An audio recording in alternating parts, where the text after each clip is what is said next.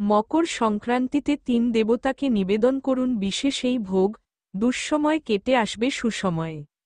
মকর সংক্রান্তির দিন কথিত আছে যে এই দিনে ৩ দেবতার উদ্দেশ্যে বিশেষ ভোগ নিবেদনে ও দানে ভাগ্য ফেরে। আসুন জেনে নিই এই দিনের বিশেষ ভোগ সম্পর্কে। দেশজুড়ে মকর সংক্রান্তি উৎসব অত্যন্ত উৎসাহের সঙ্গে পালিত হয়। এই দিনে সূর্য দেবতা, যিনি মহাবিশ্বকে আলো এবং শক্তি দান করেন, তিনি ধনু রাশি ত্যাগ করে মকর রাশিতে প্রবেশ করেন। এই দিনে পবিত্র নদীতে স্নান করা এবং তারপর দরিদ্রদের দান করাও অত্যন্ত তাৎপর্যপূর্ণ। এই দিনে খিচুড়ি তৈরি করে দেবতাদের উদ্দেশ্যে উৎসর্গ করা এবং প্রসাদ হিসেবে মানুষের মধ্যে বিতরণ করা অত্যন্ত শুভ বলে বিবেচিত হয়। বলা হয় যে এটি করলে জীবনে সুখ ও সমৃদ্ধি বৃদ্ধি পায়।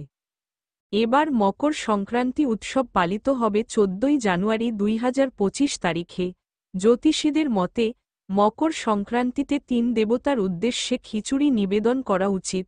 এটি করলে যে কোনো ব্যক্তির ভাগ্য পরিবর্তন হতে পারে। আসুন জেনে নিই সেই ৩ দেবতা কারা যাদের মকর সংক্রান্তিতে খিচুড়ি নিবেদন করা বিশেষ শুভ ফল বয়ে আনে। ভগবান বিষ্ণু। জ্যোতিষশাস্ত্র অনুসারে খিচুড়ি ভগবান বিষ্ণুর কাছে অত্যন্ত প্রিয় বলে মনে করা হয়। মকর সংক্রান্তিতে পুজোর পরে খিচুড়ি তৈরি করুন এবং প্রথমে এটি ভগবান বিষ্ণুর উদ্দেশ্যে নিবেদন করুন। কথিত আছে যে এটি করলে সম্পূর্ণ পরিবার ভগবান হরির আশীর্বাদ লাভ করে এবং গুরুদোষের প্রভাব হ্রাস পায়। এই সমাধানের মাধ্যমে জীবনে অগ্রগতির নতুন পথ উন্মোচিত হতে শুরু করে। শনিদেব। ধর্মীয় পণ্ডিতদের মতে শনিদেবকে বিচারক বলা হয়, যিনি ব্যক্তির কর্ম দেখে বিচার করেন। তিনি সম্পূর্ণ নিরপেক্ষ থাকেন এবং কোনো ছাড় দেন না।